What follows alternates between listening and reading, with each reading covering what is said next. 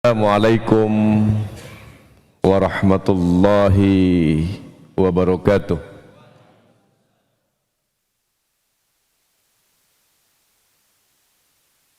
Alhamdulillah, alhamdulillahi wasyukurillah,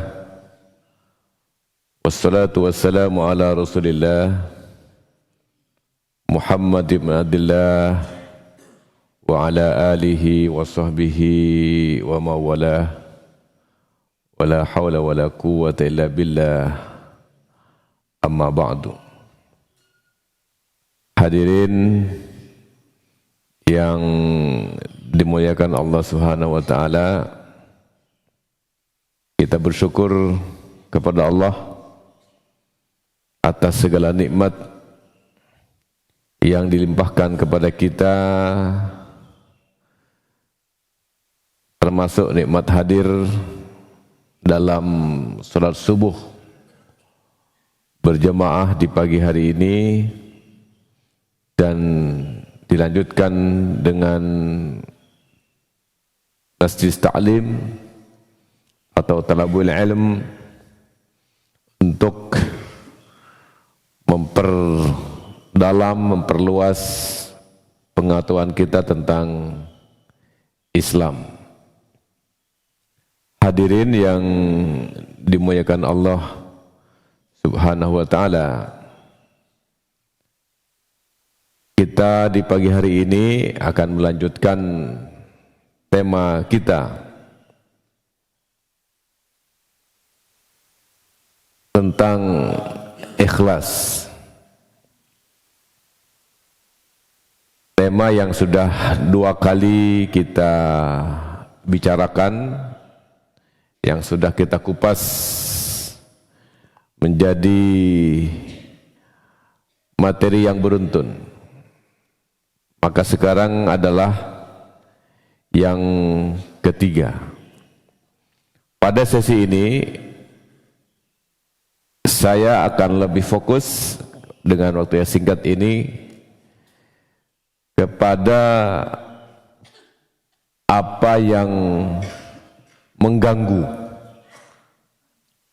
sikap ikhlas itu.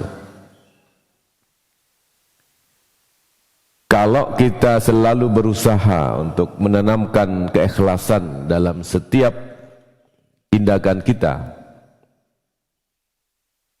sesungguhnya akar ibadah, perbuatan dan apa saja yang kita lakukan diterima oleh Allah Subhanahu wa taala,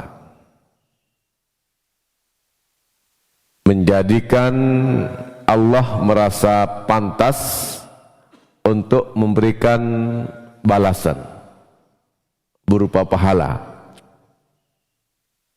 yang kelak menjadi alasan bagi Allah untuk memberikan keridhoannya.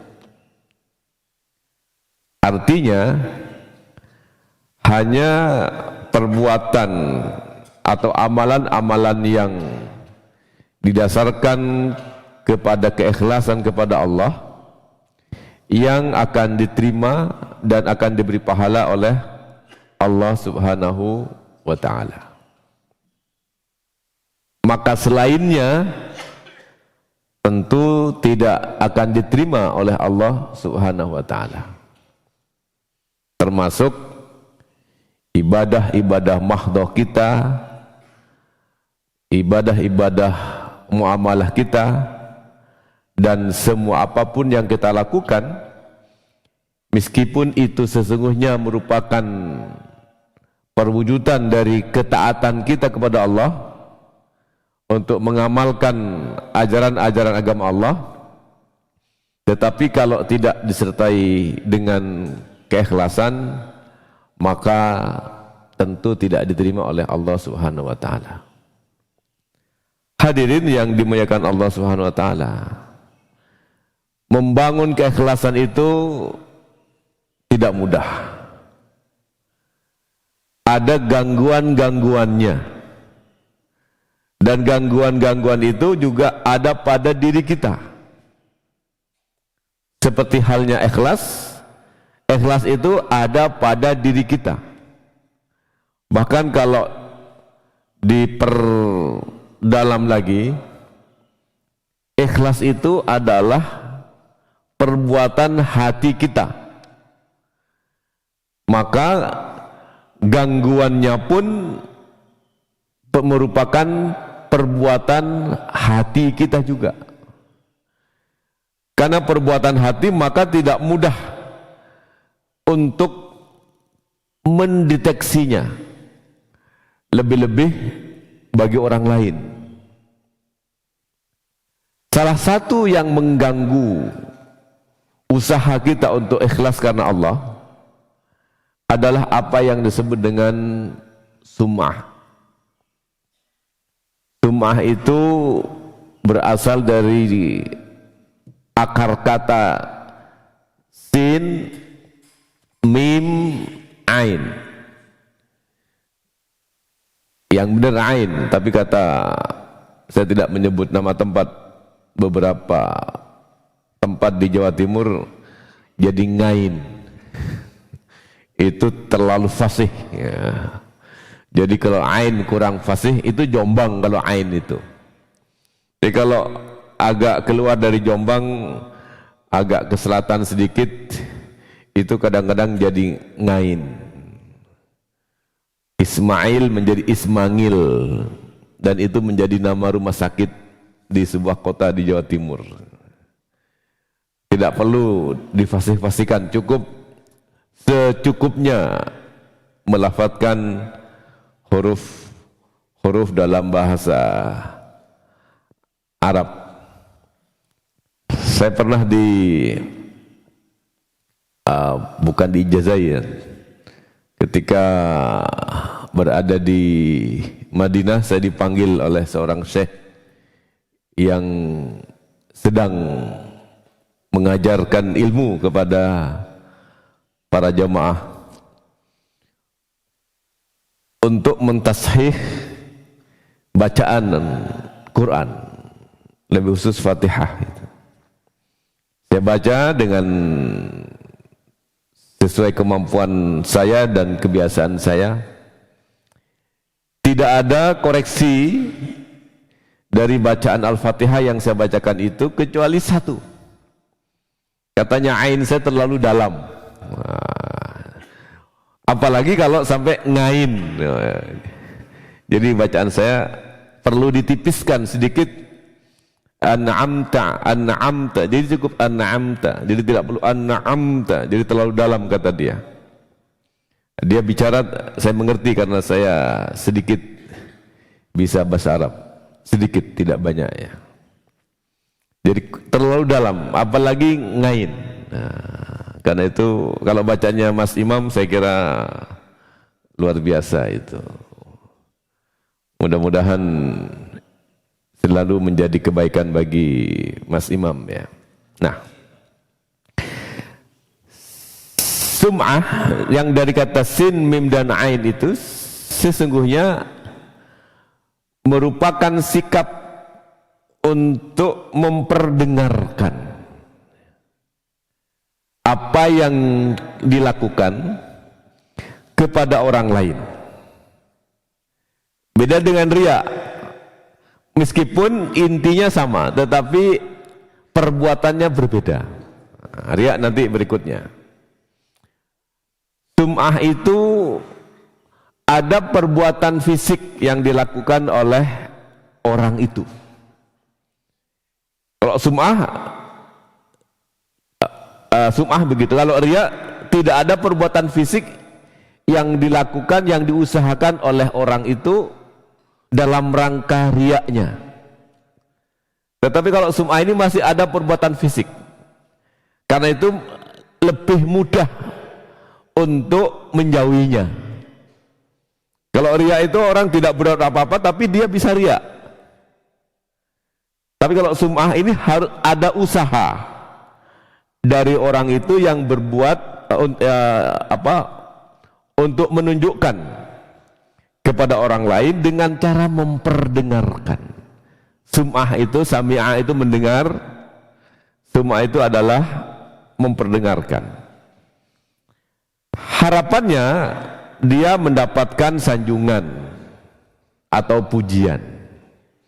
Rupanya dia masih memerlukan pujian dari manusia. Orang yang masih memerlukan pujian manusia, sejatinya dia belum terpuji. Dia masih membutuhkan sanjungan dari manusia. Orang yang masih membutuhkan sanjungan dari manusia, berarti dia belum tersanjung. Tersanjung itu judul sinetron. Zaman dulu saya sering lihat ibu-ibu kalau lagi lihat sinetron itu ada salah satu judulnya tersanjung. Tapi tidak pernah saya lihat judul itu di rumah saya. Karena TV di rumah saya tidak pernah menyiarkan sinetron. Sinetron yang TV channel yang suka tayang sinetron itu saya blokir. Itu berarti kan bukan TV biasa, tapi TV parabola. Untuk mensortir itu saya caranya sampai begitu. Karena pengaruhnya sinetron itu bagi masyarakat sangat luar biasa. Jadi apa? Menghayal gitu. Jadi semuanya hayalan itu. Namanya cerita fiksi. Tapi hayalannya Buya Hamka saya kira penting. Nilai-nilai Islam di dalam cerita fiksi ya, atau karya fiksi Buya Hamka sangat luar biasa. Saya dulu ketika membaca novel Di Bawah Lindungan Ka'bah, saya menangis. Maka kalau saya ingin menangis, saya baca lagi novel Di Bawah Lindungan Ka'bah itu. Kalau lagi hati galau ingin menangis, baca itu menangis lagi itu. Luar biasa apa pendidikan ruhani yang disampaikan oleh karya Buya Hamka.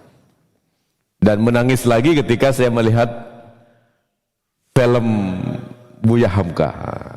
Jadi kalau ingin menangis, lihatlah film Buya Hamka. Perjuangannya, kegigihannya, dan tantangannya luar biasa.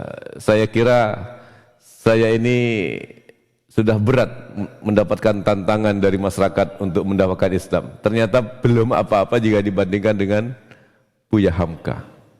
Apalagi dengan Kiai Dahlan yang lebih dulu, saya kira belum ada apa-apanya. Apalagi dibandingkan dengan Nabi Muhammad yang diejek, dikatakan gila, diludahi mukanya, dilempari dengan kotoran onta dan sebagainya. Luar biasa. Kita belum apa-apanya dibandingkan dengan Nabi Muhammad, apalagi juga dengan ulama-ulama yang sudah kita kenal. Nah, hadirin yang dimuliakan Allah SWT, kalau kita mencoba untuk menelusuri lebih jauh, maka untuk menunjukkan perbuatan atau amalan kepada orang lain, tidak perlu mengatakan aku ingin pamer. Ini tidak aku ingin pamer, tetapi cukup dilihat dari cara berbicaranya, sikap dan perbuatan orang itu. Jadi kalau ada orang aku saya ingin pamer, berarti dia tidak pamer itu. Tapi orang yang tidak mengatakan begitu, tetapi dari pembicaraannya dia memamerkan sesuatu agar didengar oleh orang lain, maka itulah termasuk perbuatan sum'ah. Contohnya, mengeraskan suara pada saat membaca Al-Quran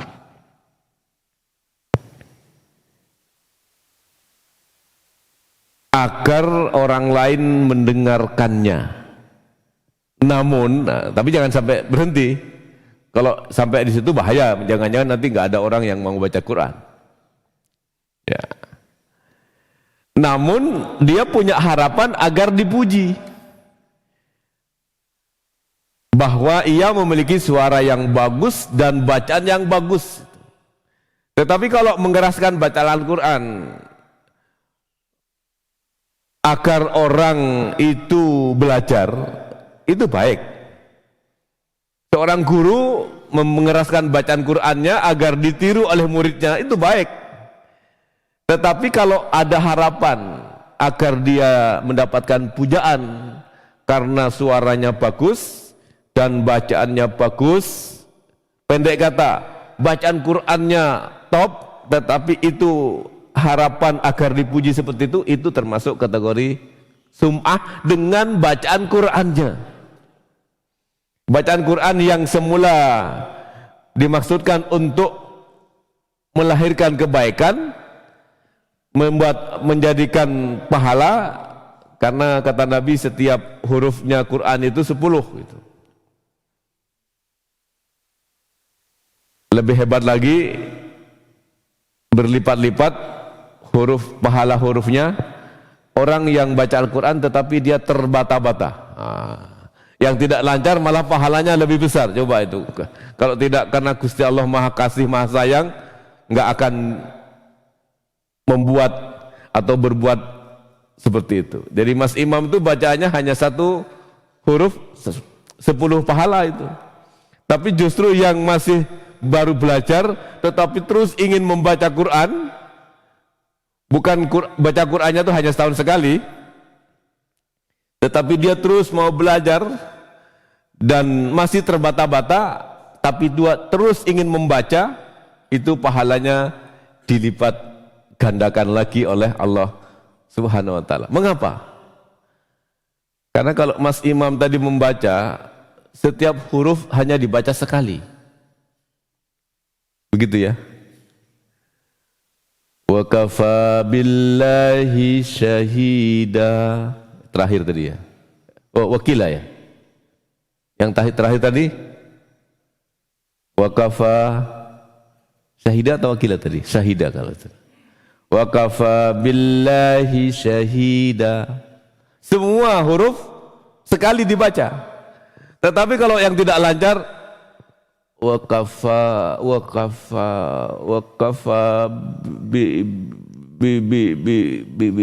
sudah berapa bi-nya itu? Wa kafa billahi hasiba tadi ya, hasiba menghitung ya. Wa kafa billahi hasiba.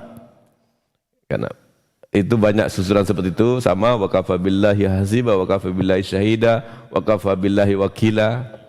Ini tadi wa kafa billahi hasiba. Cukuplah Allah yang menghitung. Cukuplah Allah sebagai penghitung.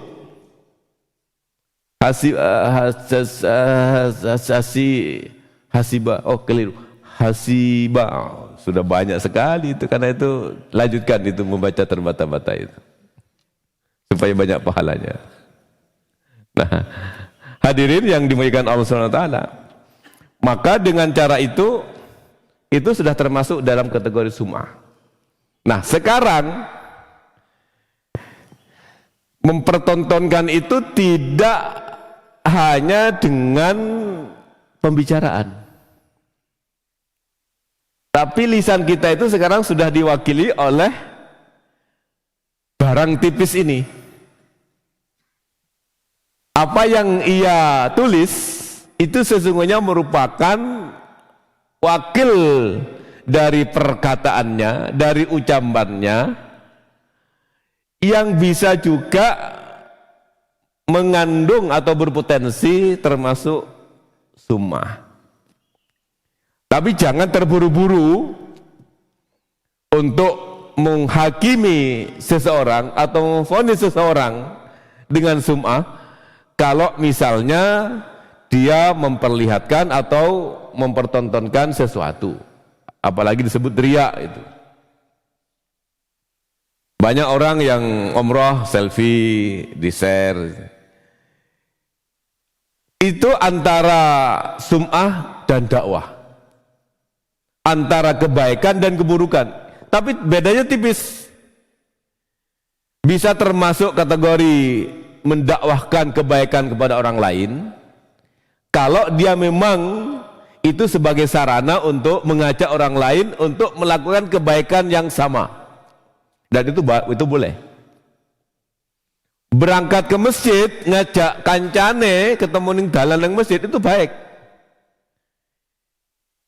tidak ada masalah, itu dakwah. Tetapi boleh jadi dia memperlihatkan, dia menceritakan itu adalah bentuk cerita tentang kebaikan dia, tetapi dalam hatinya terkandung maksud untuk dipuja, disanjung, dielu-elukan kebaikannya itu. Wah, bolak-balik umroh, ben diarani bolak-balik ibadah, ben diarani termasuk orang-orang yang soleh. Itu berarti dia masih membutuhkan sanjungan. Kalau itu berarti tidak mustahil dia termasuk kategori sum'ah. Tetapi kalau maksudnya untuk mengajak, memberikan pelajaran kepada orang lain, ternyata tidak sulit untuk bisa melaksanakan ibadah kalau mau. Wong aku iki lho, pekerjaanku mek ngene,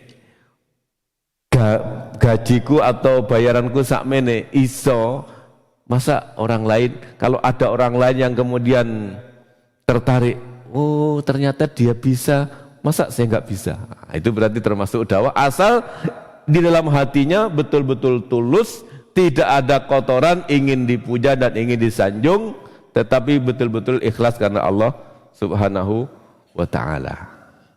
Wah, sudah pas. Hadirin yang dimuliakan Allah Subhanahu wa ta'ala, saya akan menutup bagian ini dengan sebuah hadis. Rasulullah bersabda, man samma'a samma'allahu bihi, wa man yura'i yura'illahu bihi. Yang pertama sum'ah, yang kedua riya. Siapa yang memperdengarkan amalannya, memperdengarkan itu bercerita-cerita. Jadi sum'ah itu sesungguhnya ya dari omongan. Tapi sekarang omongan kan sudah diwakili oleh tulisan.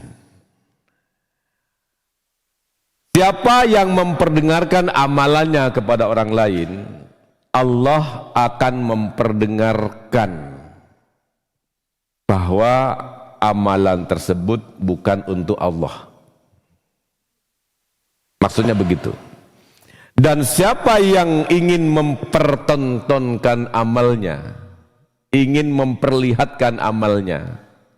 Kalau sum'ah itu memperdengarkan, kalau riya itu memperlihatkan atau mempertontonkan amalnya, maka Allah akan mempertontonkan aibnya, yaitu bahwa amalan itu bukan untuk Allah.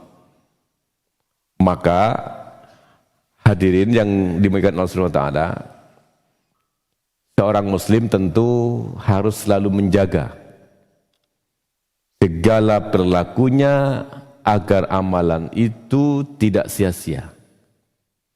Supaya tidak sia-sia, maka terus membangun keikhlasan. Akan menjadi sia-sia kalau disertai dengan sum'ah. Ingin selalu memperdengarkan kepada orang lain. Maka yang perlu dijaga adalah perkataan. Ini, Nabi seringkali menunjuk itu. Kata Nabi, inilah yang paling berpotensi untuk menjerumuskan manusia ke neraka. Mulut. Mulutnya orang saleh akan menjerumuskan ke neraka kalau disertai sum'ah. Mulutnya perempuan akan menjerumuskan ke neraka kalau digunakan untuk menyakiti orang lain. Mulutnya orang-orang yang tidak saleh kalau digunakan untuk menyakiti orang lain. Mulutnya orang saleh itu nggak bisa nyakiti orang lain itu. Namanya orang saleh kok. Masa orang saleh suka nyakiti? Bukan saleh namanya itu. Tapi mulutnya orang saleh yang menjerumuskan ke neraka karena mulutnya digunakan untuk sum'ah. Saya yakin panjenengan ini bisa menghindari perkataan yang menyakiti orang lain. Ahlul masjid, ahlul ibadah insyaallah. Tetapi yang paling harus dijaga adalah memperdengarkan dengan perkataan mulut ini, lidah ini akan kebaikan-kebaikan kita. Supaya kita mendapatkan pujian, harapannya mendapatkan sanjungan. Wah, wong iku lho wong soleh. Nah, dan sebagainya. Tidak perlu diperdengarkan, tidak perlu diperlihatkan, pastilah orang lain mengakui orang itu baik. Mengapa? Karena kalau orang itu ikhlas, maka Allah lah yang menunjukkan keikhlasan orang itu. Kalau orang itu sum'ah, tadi Nabi menyebutkan, maka Allah lah yang menunjukkan kesum'ahannya. Kalau orang itu riya, maka Allah lah yang menunjukkan riyanya itu sebagai aib. Sum'ah dan riya termasuk aib bagi orang-orang mukmin. Itu yang bisa saya sampaikan karena ibu-ibu punya gawe besar. Nggak tahu gawe besarnya apa, nanti kita tunggu saja setelah pengajian kita selesai. Terima kasih, mohon maaf, mudah-mudahan Allah SWT senantiasa memberikan pertolongan kepada kita, memberikan perlindungan kepada kita. Mudah-mudahan Allah senantiasa menerima amal-amal ibadah kita, dan mudah-mudahan ini kemudian menjadi perantara untuk kemudian kita kelak mendapatkan syafaat dari Allah Subhanahu wa ta'ala. Terima kasih, mohon maaf. Wassalamualaikum warahmatullahi wabarakatuh.